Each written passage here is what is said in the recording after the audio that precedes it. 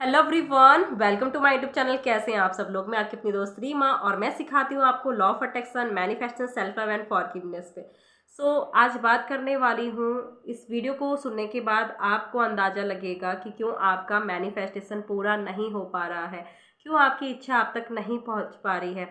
आप law of attraction को जानते हो, लॉ ऑफ अट्रैक्शन की सारी चीज़ों को फॉलो कर रहे हो, उसके बावजूद भी आपको रिजल्ट नहीं मिल रहा है। तो कहाँ पर आप गलती करते हो। तो देखो, किसी भी चीज़ को अगर आपको पाना है, किसी भी चीज़ को अगर आपको मैनिफेस्ट करना है, तो उसके लिए आपका अलाइनमेंट में होना बहुत ज़्यादा ज़रूरी है।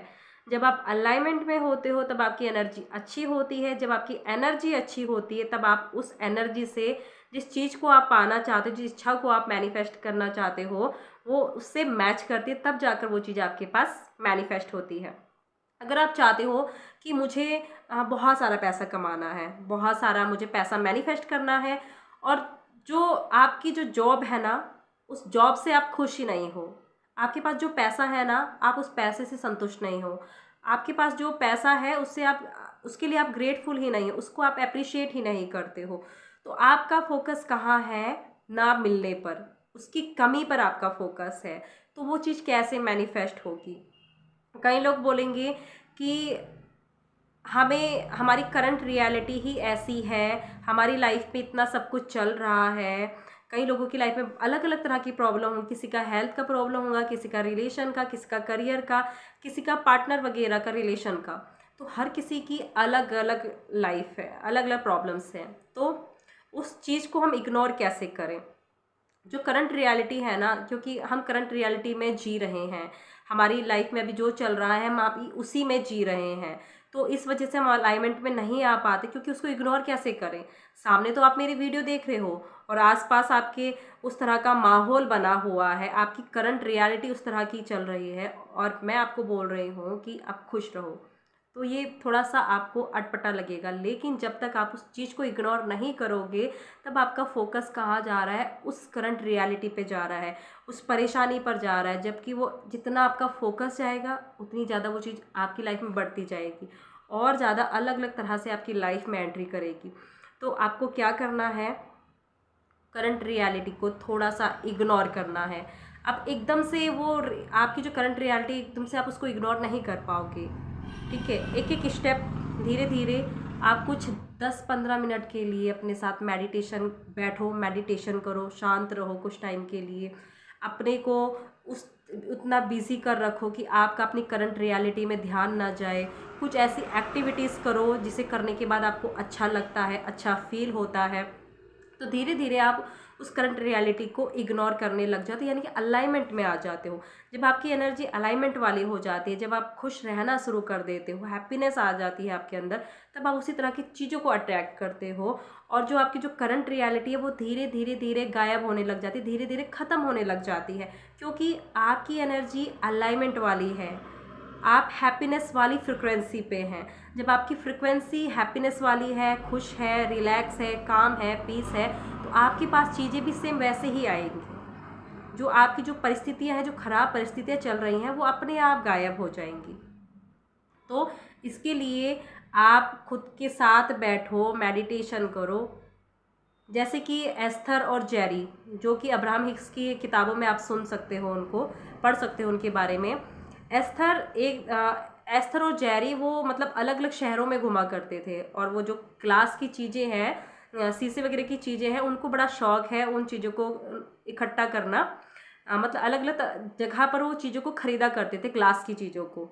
तो उन्होंने अपने घर में एक शेल्फ बना रखा था, उस शेल्फ में वो उन चीज़ों को सजा कर रखते थे। तो एक दिन क्या हुआ कि एस्थर सफाई कर रही थी, तो एस्थर से गलती से वो सेल्फ गिर गया, और उस सेल्फ में जितनी भी ग्लासेस की चीज़ें थी वो सारी टूट गई।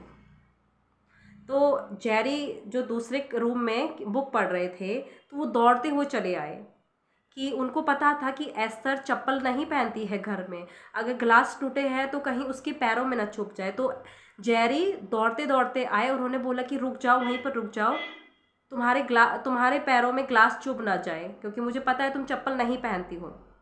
तो वहाँ पर जेरी परेशान नहीं हुए, वहाँ पर उन्होंने बोला कि वाओ, ये हमारे पास नई अपॉर्चुनिटी है कि नया कलेक्शन बनाने की।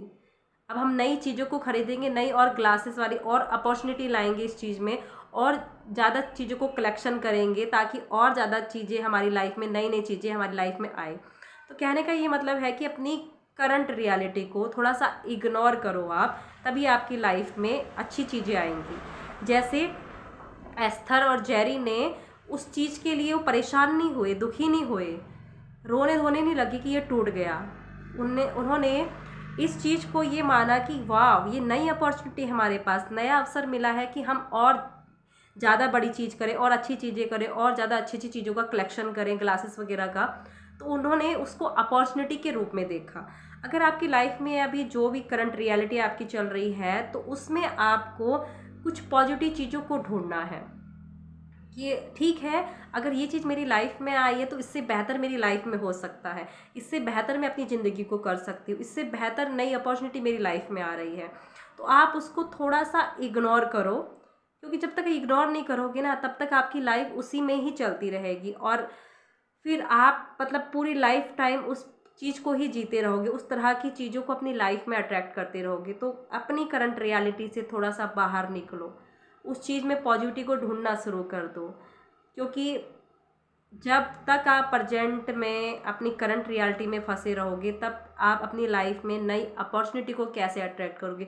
जब एक ही काम को आप हर रोज़ करते जाओगे, हर रोज़ करते जाओगे, तो वैसी चीज़ें आपको रोज़ मिलेंगी। अगर आप कुछ बदलाव लाते हो, कुछ नया बदलाव लाते हो, अपनी थॉट्स में बदलाव लाते हो, अपनी लाइफ में बदलाव लाते हो, अपने बोलने में बदलाव लाते हो, अपने वर्ड्स में बदलाव लाते हो, तब आपके जीवन में मैजिक होना शुरू हो जाता है।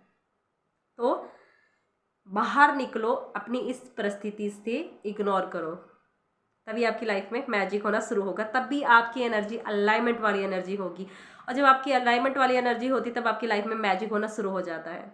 सो आई होप आप लोग समझ गए होंगे। सो मिलते हैं अगली नेक्स्ट वीडियो में, तब तक के लिए thank you so much, God bless you, Radhe Radhe, love you all.